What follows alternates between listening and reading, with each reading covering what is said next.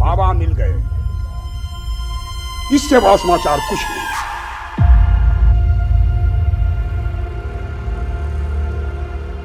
तकरीबन 4000 वर्षों से बसा हुआ काशी सिर्फ शहर ही नहीं बल्कि एक सोच, एक साधना है, करोड़ों लोगों की श्रद्धा है और एक नजरअंदाज हो जाने वाली बात कि काशी शूरवीर, जिसे देखकर इतिहासकार मार्टिन ने कभी कहा था, अ city older than tradition and older than legend. उसी काशी का विश्वेश्वर ज्योतिर्लिंग 12 ज्योतिर्लिंग में सबसे प्रमुख है, जिसका इंतजार नंदी महाराज न जाने कितने सालों से कर रहे थे, जो न जाने कितने सालों से सुनाई तो पड़ रहा था लेकिन दिखाई नहीं पड़ रहा था, क्योंकि महादेव के इस घर को कई बार लूटने की, उसको बर्बाद करने की कोशिश हुई। और कहा जाता है कि जब औरंगजेब ज्ञानवापी मंदिर को तोड़वा रहा था तो मंदिर के पुजारियों ने उस शिवलिंग को ज्ञानवापी कुएं में डलवा दिया था। और ये जानकारी पीढ़ी दर पीढ़ी एक दूसरे तक पहुंचती रही, जिसका एकमात्र कारण है विश्वास। काशी में फिर से ज्योतिर्लिंग को पुनर्स्थापित करने का विश्वास। लेकिन सेक्युलरिज्म के नाम पर इस विश्वास को लोक कहानी बोलकर अक्सर रद्द कर दिया जाता था। लेकिन आज इन्हीं लोक कहानियों को सत्य का बल दिया है ज्ञानवापी में हुए सर्वे ने। तो अब सवाल खड़ा होता है कि क्या 350 सालों का नंदी बाबा का इंतजार खत्म होगा? क्या अब विश्वेश्वर ज्योतिर्लिंग की पुनर्स्थापना होगी? क्या ज्ञानवापी मंदिर फिर से बनेगा? नमस्कार दोस्तों, एक तरफ ज्ञानवापी सर्वे होने के बाद जहां पूरे देश को ये पता चला कि सर्वे भवन्तु सुखिनः का असली मतलब ये है कि जहां सर्वे होता है वहीं असली सुख होता है, तो वहीं कुछ लोगों को इस बात का भी पता चला कि गुरु पिछवाड़े में दर्द सिर्फ बवासीर से नहीं होता, इसके और भी कारण हो सकते हैं। खैर, सर्वे से ज्ञानवापी ढांचे की पश्चिमी दीवार पर शेषनाग और देवी देवताओं की कलाकृतियां, दीवार के उत्तर से पश्चिम की ओर शिलापट पर सिंदूरी लेप की उभरी हुई कलाकृतियां, दीपक जलाने के लिए उपयोग में लाए गए त्रिकोणीय ताखा, मस्जिद परिसर में टूटे हुए देव विग्रह और भी बहुत सारे प्रमाण मिले हैं। जो बाहर से देखने पर गुंबज दिखाई देता था, उन गुंबजों के लगभग 6-7 फीट नीचे दूसरे गुंबज भी पाए गए जो मंदिर नुमा यानी कि शंकु के आकार के हैं। और ये भी पता चला है कि विवादित ढांचे में जिस तहखाना बताया जा रहा है वो मंडपम है। वैसे इस मंडपम का जिक्र 1868 में रेव M.A. शेरिंग द्वारा लिखित the secret city of Hindu किताब में भी किया गया है कि ज्ञानवापी मस्जिद के नीचे चारों कोनों पर मंडपम है और जिसका नाम है ज्ञान मंडपम, श्रृंगार मंडपम, ऐश्वर्य मंडपम और मुक्ति मंडपम। तो जहां सर्वे होने के बाद इतने सारे हिंदू मंदिर होने के सबूत मिले हैं, तो वहीं साथ में मिला है लगभग 12 फीट का शिवलिंग। लेकिन मुस्लिम पक्ष का मानना है कि वो शिवलिंग नहीं बल्कि फुव्वारा है।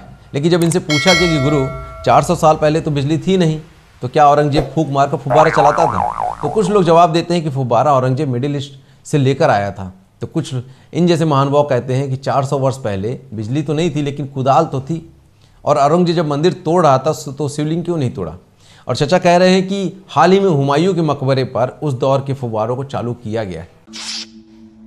कुछ मत बोलो, सेकुलरिज्म। खैर, डॉक्टर कुलपति ने बताया कि 90 के दशक में वाराणसी के तत्कालिक कलेक्टर सौरभ चंद्र श्रीवास्तव ने जब तहखाने में ताला बंद कराया था तो उस समय भी अंदर फोटोग्राफी हुई थी, जिसमें वह भी शामिल थे। उस समय उन्होंने देखा था कि अंदर नंदी के ठीक सामने ही शिवलिंग विराजमान है। क्योंकि 92 में मैं स्वयं वहाँ पे जाके देखा जब सर्वे हुआ था, स्वयं मुझे स्मरण है और स्मरण शक्ति मेरी तीव्र भी है। मैंने देखा था कि वहाँ पे सारे शिवलिंग थे। उसमें एक जो है बाबा का बहुत बड़ा जो है वो स्थापना जो है करीब जो है 5 फीट का एक जो है शिवलिंग था, जो अर्घा बना हुआ था वो था। खैर, सर्वे की रिपोर्ट आने के बाद सोकॉल्ड सेक्युलरों की नींदें इस कदर हराम हो गई कि द वायर की पत्रकार खालाजान अरफा जी को मई में ही दिसंबर नजर आने लगा। कोई फूफीजान राणा आयूब को भी बहुत दुख हुआ है और खुद को मुसलमानों का रहनुमा बताने वाले और दिखाने वाले ओवैसी ने कहा कि ज्ञानवापी मस्जिद थी और क़यामत तक वहाँ मस्जिद ही रहेगी। वैसे गुरु, ये बात ओवैसी साहब ने बाबरी मस्जिद के बारे में भी बोली थी, तो कहीं सर्वे के बाद क़यामत तो नहीं आने वाली है? जरा कमेंट्स करके नीचे आप लोग जरूर बताना। वैसे काशी में ज्ञानवापी मंदिर होने के बहुत सारे सबूत वेद और पुराणों में भी मिलते हैं। रामायण और महाभारत में भी काशी विश्वनाथ का उल्लेख मिलता है। स्कंद पुराण में पूरे 2 चैप्टर काशी विश्वनाथ पर लिखे गए हैं और बताया गया है कि जब गंगा भी धरती पर नहीं आई थी तब भी काशी में स्वयंभू शिवलिंग था और उसी के अभिषेक के लिए आदि योगी शिव ने ज्ञानवापी तालाब बनाया था और यहीं पर भगवान शिव ने गौरी माता को ज्ञान दिया था, इसलिए इस स्थान का नाम ज्ञानवापी पड़ा। लिंग पुराण में भी लिखा है कि शिवलिंग के दक्षिणी भाग में एक कुंड है, इसका पानी पीने से मोक्ष मिलता है। आज से करीब 2050 वर्ष पहले राजा विक्रमादित्य ने ज्ञानवापी और स्वयंभू शिवलिंग पर एक भव्य मंदिर का निर्माण करवाया था, जिसे 1194 में कुतुबुद्दीन ऐबक, जो मोहम्मद गौरी का सेनापति था, उसने ध्वस्त कर दिया था और करीब 1000 मंदिरों को भी तोड़वा दिया था। लेकिन जिस नगरी में स्वयं महाकाल विराजमान रहे हो, उसको कौन मिटा सकता है? मात्र 18 सालों के बाद 1212 में बंगाल से विश्वरूपा सेना ने काशी में विजय पताका लहराया और विजय स्तंभ का निर्माण करवाया और भूमि को शिव का पवित्र स्थान बताकर उसे विश्वेश्वर का नाम दिया। 1353 में पद्म साधु ने 2 और मंदिरों का निर्माण कराया जिसे पद्मेश्वर और मणिकर्णिकेश्वर मंदिर कहा गया। 14वीं शताब्दी में एक बार फिर से काशी में विध्वंस का दौर आया जब 1393 में जौनपुर में कई मंदिरों को तोड़कर मस्जिद बनवा दिए गए, लेकिन इन सब के बीच काशी विश्वनाथ का मंदिर बच गया, लेकिन उसे भी 1447 को जौनपुर के सुल्तान महमूद शाह द्वारा तोड़वा दिया गया। 1570 में जब अकबर का शासन चल रहा था, उस समय बायजीद जो अकबर का दरबारी था, जो लिखता है कि अकबर ने काशी के पूरे एरिया को पर्ज कर दिया, यानी कि इस्लामिक शुद्धिकरण कर दिया, मतलब जो मंदिर थे उसको तोड़वा कर मस्जिद और मदरसे बनवा दिए गए थे। मगर महाराज मानसिंह और तोडरमल ने अकबर से संधि करके काशी में कुछ मंदिरों का निर्माण करवाया, जिसमें काशी विश्वनाथ भी प्रमुख है। लेकिन उसके 100 वर्षों के बाद कुछ ऐसा हुआ जो आज तक बदला नहीं जा सका। 1669 में काशी में औरंगजेब ने कई मंदिरों को तोड़वाया और उन पर मस्जिदों का निर्माण करवाया, जिसमें से ज्ञानवापी मंदिर पर भी एक मस्जिद बनवाई गई, जिसे आज तक ज्ञानवापी मस्जिद कहा जाता है।